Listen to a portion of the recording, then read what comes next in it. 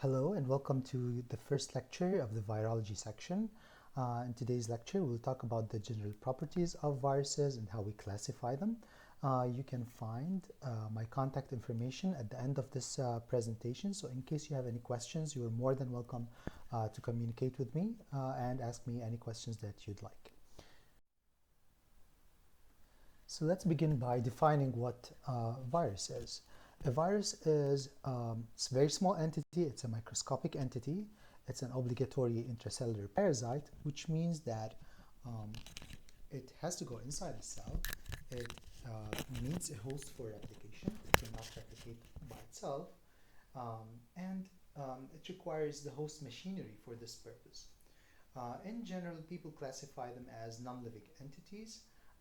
They do not belong to any of the animal kingdoms. That's based on their properties. And there was some debate in the field in the past, but overall, most scientists agree that they are non-living entities.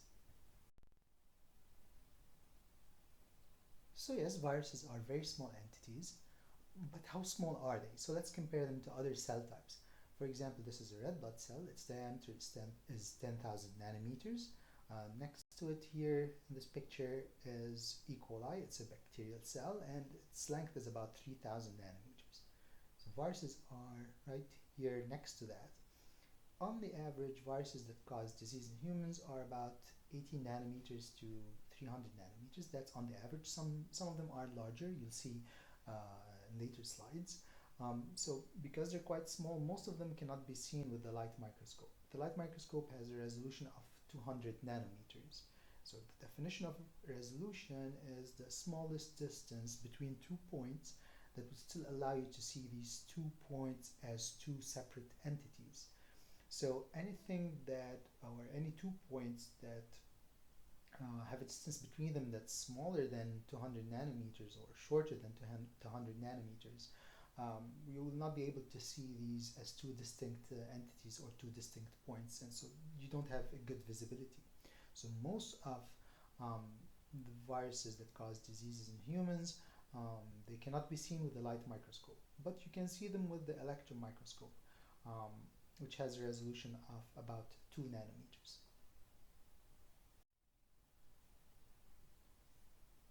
So the sizes range, they vary.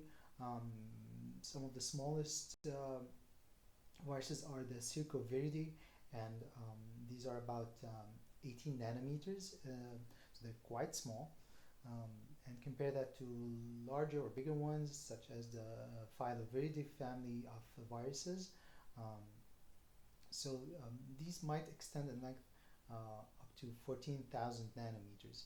So this means that can you see them really with the light microscope? This means that you might be able to see something very, very, very thin and stretching, but it might be quite difficult to see them. So the herpes viridae, for example, they're about 300 nanometers, and so you might be able to see them with a light microscope. Just as an example, the Filoviridae, this is a family that includes the very famous Ebola virus.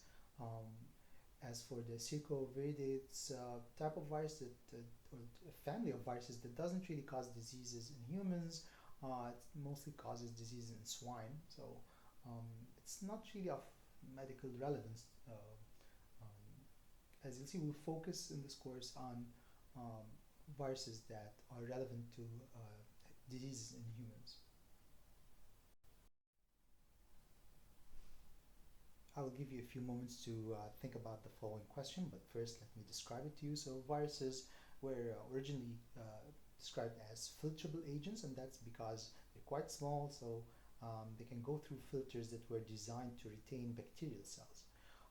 So viruses, are they really the smallest infectious living entities? That's option A. Option B, do not always rely on a host cell for replication. Option C, include agents that are visible with a light microscope. Or D, some are the size of a bacterial organelle, such as the centriole. So I'll give you a few moments to think about the question before we discuss the answer.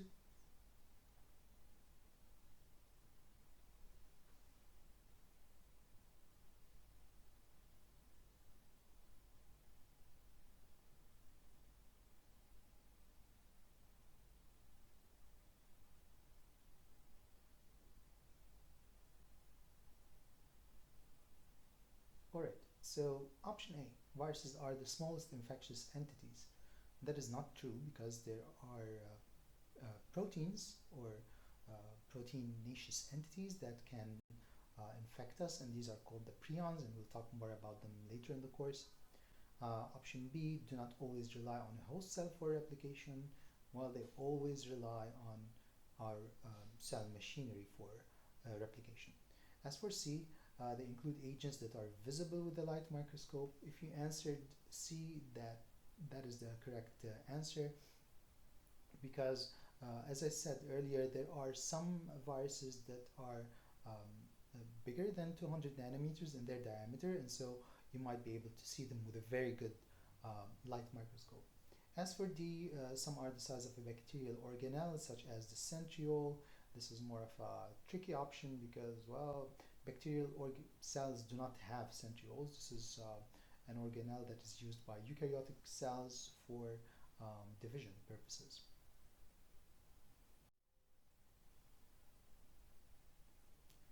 Let's examine the various elements that form virus. A virus usually has a nucleic acid core, which can be DNA or RNA, and this is why we say that viruses are either DNA viruses or RNA viruses. Around this nucleic acid core, you'll find the capsid shell. So this shell is made out of these capsomeres. So they are all identical. So I'm pointing at them now. These are these rectangular or square-like entities. These are encoded by the viral genome itself. So their origin is the virus genome. So you could have a naked virus. It's only composed of the nucleic acid core and the capsid, which is referred to as a nucleocapsid. So you might have just that. This would be a naked virus.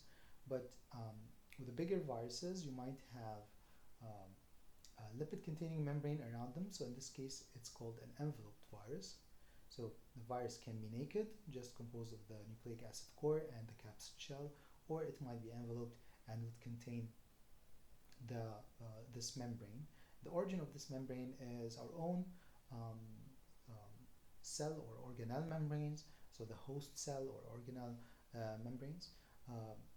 We'll talk more about how this happens, how the virus acquires these membranes from our cells in our replication lecture.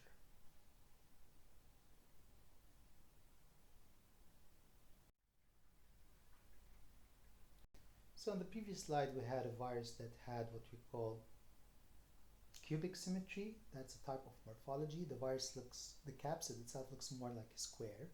In this case, we have a virus with what we call helical morphology. So in this case, what I'm pointing at now, so the blue thin lines, this is not just the nucleic acid, this is the nucleocapsid. So this means we have nucleic acid entity, and around it is the capsid shell. So although the virus might look a little bit different here, this is still the same. These are still the same components. On the previous slide, we had a virus that had the capsid shell looking like a square. Here we have what we call helical morphology. So in this case, the blue lines I'm pointing at now, the snake-like entity here, this is actually the capsid encasing the nucleic acid core itself. Now, this is another enveloped virus. So we have the envelope here, right? So like we said on the previous slide, the origin of the envelope is our own or the host membranes, but the virus embeds glycoproteins into the envelope. These are virally encoded. So whenever we have an enveloped virus, it will usually have these glycoprotein spikes, and the origin of these glycoprotein spikes is the viral genome. Similar to the capsid entities or the capsomeres, so the capsomeres are also encoded by the viral genome. The rest of the envelope, well, its origin is the host cell. Now, between the envelope and the nucleocapsid, we have a layer that is called the matrix. So the matrix is kind of like an adhesive layer that brings together the nucleocapsid and the envelope.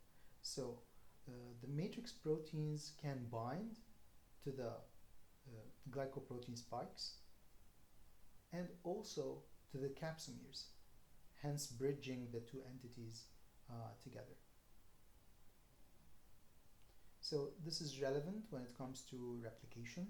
So when the virus is being formed inside our cells and then it needs to get out, the matrix proteins will bring together the membrane and the nucleocapsid because they have affinities to both of these entities.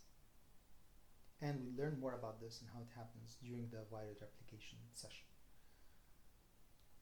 Now these glycoprotein spikes, if it is an enveloped virus, will help the virus attach to its target cell because they can bind to cell receptors. So this is how viruses cause infections. The proteins, the exposed proteins, will bind to receptors. So if it's an enveloped virus, the glycoprotein spikes will bind to the cell receptor, allowing this entry into the host cells. If it's a naked virus, then the capsomeres, the entities, the small proteins that form the capsid, these are usually the surface, these are the exposed ones, and these will bind to the receptors on the cell, allowing viral entry. Now, few terms. When we say a virion, this indicates a complete infective viral particle. So it's a complete virus and it can cause infection. As for viroids and virusoids, this is the last time you'll hear about them in this course. These are not viruses, but I want you to distinguish between them and viruses because these are just nucleic acids. In most cases, they are RNA entities, and they do not really infect humans. And mostly they are mostly plant pathogens. Now they are self-replicating RNA entities, so they are interesting to take a look at, but they're not really within the scope of this course. But make sure that you know the difference between these terms. So viroids and virusoids, they are not really viruses. They are just naked nucleic acids that cause infections, usually not in human beings.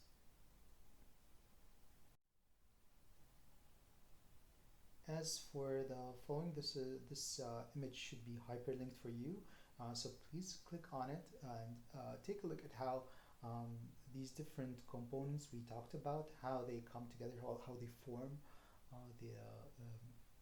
a viral particle. So click on this. If it doesn't work for you, then the URL is down here, so you can copy that and paste it into your own browser and take a look at that video, seeing how things look like in 3 dimensions.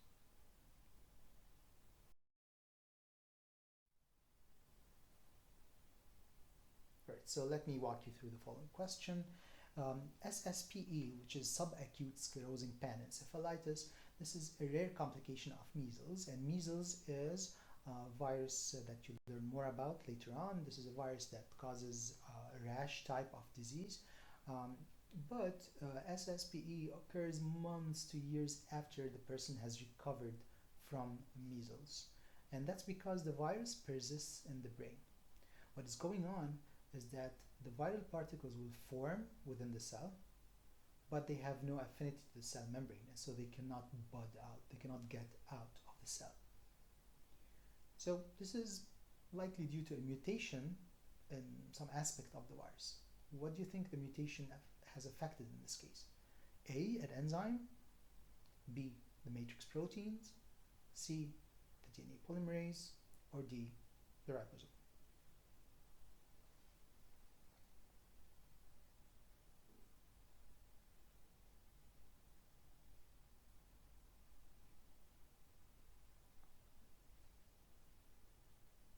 Alright, so the answer is matrix protein, and as I had described earlier, the matrix proteins have function only, of course, in enveloped viruses, not in naked viruses. So in enveloped viruses, these are proteins that will bring together the cell membrane or the organelle membrane and the nucleocapsid when it has formed. So in this case, what's happening with the measles virus is that the nucleocapsid is being formed, but it can't find its way out because the matrix proteins do not work properly. They are not binding to the capsid and not bridging that to the glycoprotein spikes that basically guide the virus how to get out of the cell. As I've mentioned on previous slides, there are multiple types of viral morphologies. This pertains to the shape of the capsid itself. So there are basically three types of viral morphologies. The first one is the cubic symmetry, and most animal viruses have this kind of symmetry. The capsid is referred to as an icosahedral capsid. What you see here is that the capsid is formed of 20 of these flat equilateral triangles. The viral capsid has 12 vertices, so I'm pointing at these vertices. These are the protrusions you see here. So the capsomeres, these are the capsomeres, they come together to form these triangles, and so you would end up with 20 triangles and 12 vertices. Both DNA and RNA viruses can have this type of symmetry, and this is just one example here, this electron micrograph of a virus with a cubic symmetry. This is the family of picornaviruses, which you'll learn more about later on in the course. The second type of morphology is the helical symmetry. And here what we have is capsomeres that come around a nucleic acid entity. So in this case, the nucleic acid itself is negatively charged and the capsomeres are positively charged. And so what happens is that they bind, so these capsomeres will bind to the nucleic acid in winding fashion, so it forms a helix. So the formation of this capsid shell around the nucleic acid is based on charts, based on these types of interactions. So you might be able to manufacture for experimental purposes perhaps an empty capsid shell with cubic symmetry, but it's going to be difficult to form something of this sort if you don't have a nucleic acid. So most of the cases that we know of are RNA viruses. Doesn't mean it doesn't happen with DNA viruses, but most cases are RNA viruses. And here's an electron micrograph of a paramyxovirus, another family of viruses that you learn more about later on. So this is the type of morphology that I had on the second slide of describing the structural elements of viruses.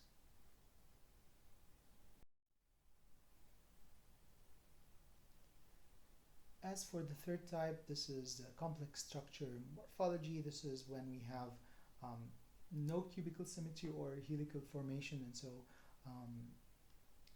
this is basically a category where we lump everything else here.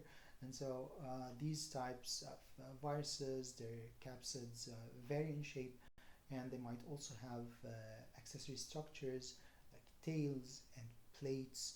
If you go back to the slide that described sizes of viruses, you'll see that we have bacteriophages there. These are viruses that can infect bacteria.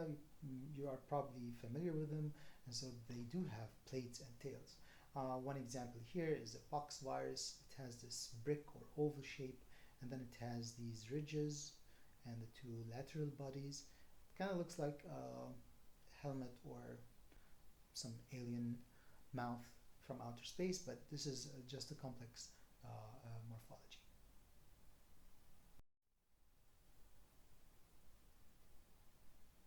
So how do we propagate viruses in the lab? We propagate them using either cells or tissues, organs, and even animals possibly. This is less relied on these days, but it is still possible to do that. Why do we do this? For three main reasons. The first one being diagnosis. So sometimes in a patient, you don't have enough of the virus to be at a detectable limit by molecular assays or serological assays, And so what you can do is actually take the virus cultured in the lab and then use downstream assays that will verify the presence of the virus. On the other hand, we propagate viruses in the lab for research purposes to understand how these viruses operate and how they cause infection. And you might want to propagate them in the lab to make reagents, to make kits, to make viral proteins or nucleic acids, to make more of them in the lab, to use them in assays, in vaccines, in serological reagents, and so on. How do we do this? Like I said, we need some kind of host. They rely on a host machinery for their replication. And the type of host, which is referred to as the host range, is really dependent on what virus we're talking about. So viruses have favorites. Viruses can infect certain tissues but not others. And this is called tissue tropism. And this is reliant on the receptors that you have on the surface of the cells that they can infect or they will infect. If you don't have the receptors, then the virus will not be able to infect. Different viruses have different receptors that they can use to cause an infection. And despite everything you might try in the lab, some viruses cannot be propagated at all. Now there are several major methods. Cell culture is one of them. Propagation in animals, something that, like I said, is not really relied upon much anymore. And then you can also use chicken embryos for certain viruses, specifically the influenza. A lot of the vaccine preparation, a lot of the research can be conducted by propagation in chicken embryos. And so since some of the vaccines used for influenza are prepared in chicken embryos, this is why you may have been asked before if you have allergies or sensitivities to egg or egg antigens. That's because a lot of the different types of the vaccines for influenza are prepared in the chicken embryo.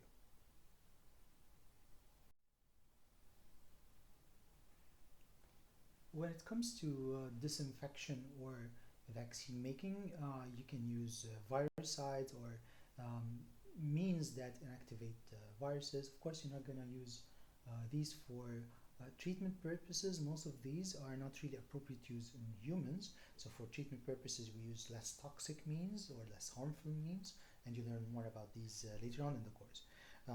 If you're going to inactivate them with chemicals, this is what's on this first slide. Ether is a chemical that affects enveloped viruses. It does not really affect naked ones. As for non-ionic detergents such as Triton X, these are detergents that will solubilize the lipids, they will disrupt lipids, but they will allow the release of proteins in an undenatured fashion. And this is very important for vaccine making. So if you want to inactivate the virus but preserve its antigenicity as much as possible, you might want to use a non-ionic detergent. On the other hand, you cannot really use an anionic detergent, such as the soaps that you have at home, or shampoos, or sodium diwoodsyl sulfate, SDS. That's because these will disrupt the antigenicity of capsid proteins. They solubilize the envelope, and they don't really preserve antigenicity very well. You might want to use formaldehyde because it is a chemical that will cross-link nucleic acids affecting the genome, and so you can't have proper replication of the virus anymore, but the antigenicity is preserved. So for inactivation, you can use formaldehyde. As for alcohols, ethanol, isopropanol, so these will affect some viruses, but not all of them, and the viruses have different sensitivities to different concentrations. So for example, 60% ethanol or isopropanol concentration might be sufficient to inactivate one type of virus, but not another. And so you have to be aware of the sensitivities of the virus that you're concerned about. As for antibacterial agents, including sulfonamides and organic iodine compounds, these do not really affect viruses. These are agents that affect bacteria at the end of the day. Quaternary ammonium disinfectants, these are disinfectants that affect enveloped viruses, so they do not really affect naked viruses. And the last chemical mean on this list is bleach. and bleach completely obliterates viruses, it disrupts bonds, it changes the entire antigenicity of the virus, and so of course you're not going to use it for um, vaccine making, but it's very good as a disinfectant. Again, different viruses have different sensitivities to concentrations of bleach. Um, um, what you should know is that the active ingredient in bleach is sodium hypochlorite, and different brands of bleach on the market have different concentrations or percentages of sodium hypochlorite, um, and that's somewhere between 5 to 8%. In general, um, we say consider this to be 10x and diluted to 1x. But you might not need that strong of a concentration, that much of a concentration for some viruses. Um, and so you can prepare more diluted versions of that. But it's good to be aware of the the percent of sodium hypochlorite that you have in your own bleach, or the bleach that you purchase from the market, because some of them are more diluted than others. The 10x to 1x recommendation is a general disinfection recommendation, a dilution of 10 times for bleach that is about 5.2 or 5.3 sodium hypochlorite. If it's more diluted than that, then you have to take this into consideration.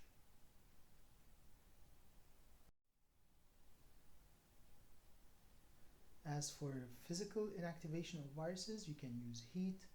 So heating for 50 to 60 degrees for 30 minutes would destroy infectivity. And so there are, of course, exceptions, but in general, most viruses are not resistant to this type of destruction by heat or inactivation by heat. As for sub-freezing temperatures, these do not really affect viruses. And so if you have contaminated food item, some people think, well, yeah, it's in the freezer, viruses will not be able to survive, will not be affected later on. This is not true, because sub-freezing temperatures do not really affect viruses. You might have some change in infectivity, but in general, viruses can withstand low temperatures. Desiccation by lyophilization is tolerated by some viruses, but not others. On the other hand, some salts like magnesium chloride, magnesium sulfate, and sodium sulfate, these are salts that can heat stabilize certain viruses. So what do you think is an application for that? Of course, it's vaccine making and transportation. So you want to extend the shelf life of your vaccine, especially if it's an attenuated vaccine that can, it's basically not really a living vaccine, but it's an attenuated vaccine that can replicate.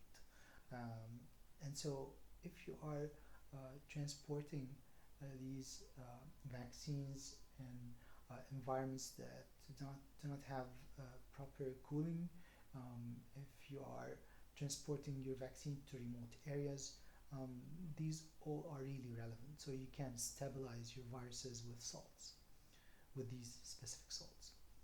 As for the ability of viruses to withstand acidity and pH, usually the range is 5 to 9. And so anything with an alkalinity, with a high alkalinity higher than 9, will usually not be withstood. There are some exceptions to the acidity issue. So usually, like I said, between 5 and 9, but some viruses can, for example, withstand the pH of 3. Some viruses that we can acquire by ingestion. And so you might ingest a virus that can withstand the acidity of the stomach. But in general, the rule is pH of 5 to 9, with some exceptions, including enteric viruses that we acquire by ingestion. As for radiation, such as UV, X-rays, or high energy particles, what these do is inactivate viruses, usually by affecting the genome of these viruses.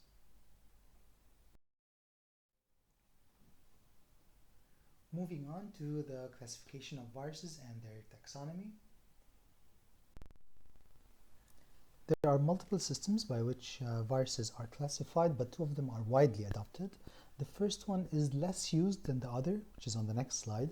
So the first one is the Baltimore classification, and it relies on the viral genome, its properties, and how the virus replicates.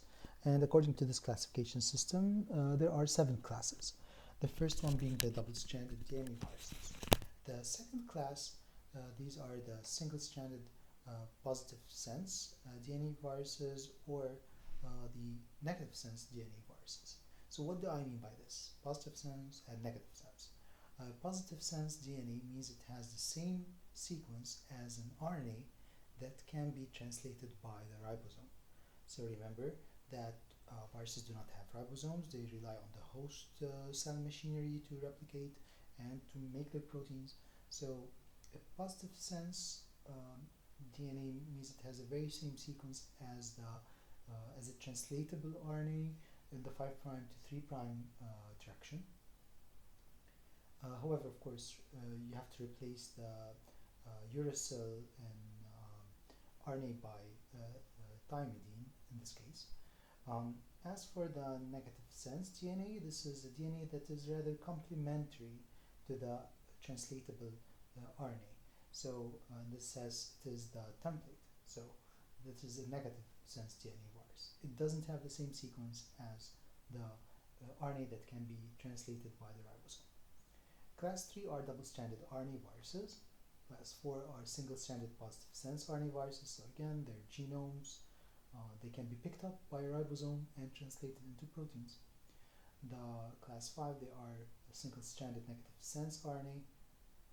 So these have a sequence that cannot be read by a ribosome, but they can be used as a template for that. The class 6 are single-stranded positive sense RNA viruses that have a DNA intermediate in their life cycle, and we'll talk more about these in our replication lecture. And class 7, these are double-stranded DNA viruses that have an RNA intermediate in their life cycle, and again,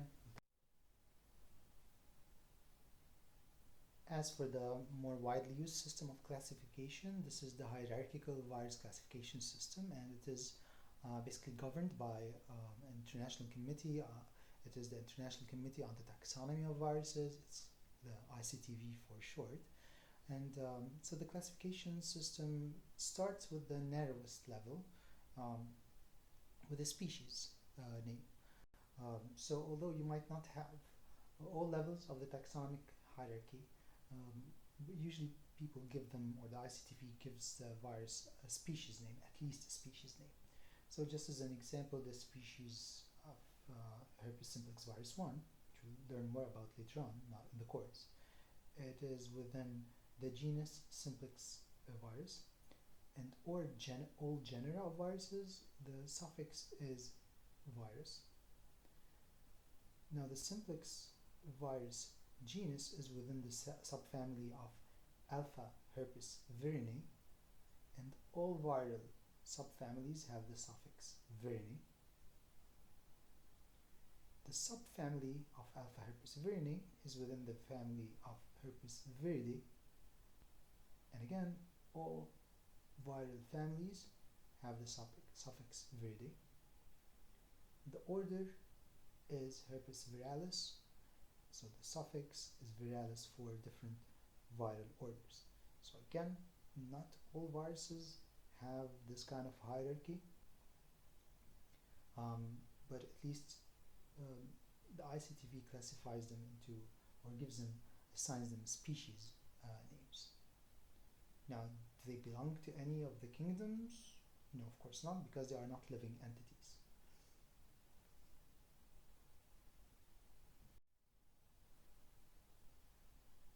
The next couple of slides, you can use them to examine the breadth of different properties of these viruses, and as well as take a look at how they are classified. So classification relies on the genome architecture. So does it have any linearity? Is it double-stranded circular? Could it be gapped? There are multiple genome architectures. And then what's also examined for classification purposes is whether the virus is naked or enveloped. Does it only have the nucleic acid core and capsid? So does it have the nucleic capsid by itself, and this is called naked, or does it have a membrane that is acquired from our own or from the host cell or organelle membranes? In this case, it is enveloped. What is the symmetry of the capsid? Is it icosahedral? Does it have cubic symmetry, that is? Or is it helical, or is it complex? Does it have multiple structures, for example? And what type of nucleic acid is it? Is it DNA? Is it RNA? And what is the sequence as well? So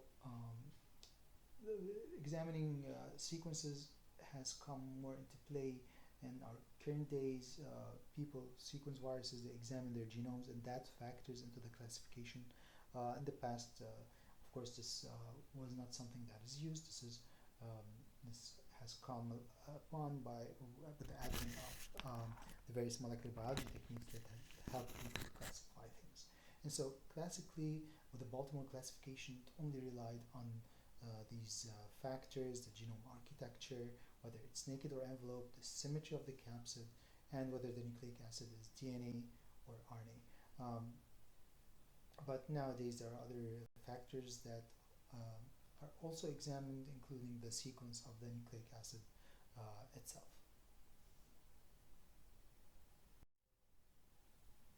Similar to what you saw on the previous slide, dealt with the DNA viruses, but the classification also, or the classification properties also apply to RNA viruses. And so again, people examine the genome architecture, whether it's naked or enveloped, the symmetry of the capsid, and the RNA itself, the nucleic acid itself, its type, as well nowadays its sequence. So what we have on both of these slides are all of the viral families that you will be learning more about as we go along with this course, and you'll see that we mostly study them based on the families because they share properties. You'll see we'll study them, so we'll study each family by itself, be it a DNA virus or RNA virus, and so by the end of this course you should be able to remember all of these viral families, you will do that by then. So thank you for listening. On the next slide you can find my contact information, and so if you have any questions about these lectures, please let me know and I will happily answer your questions. Thank you for listening to this lecture.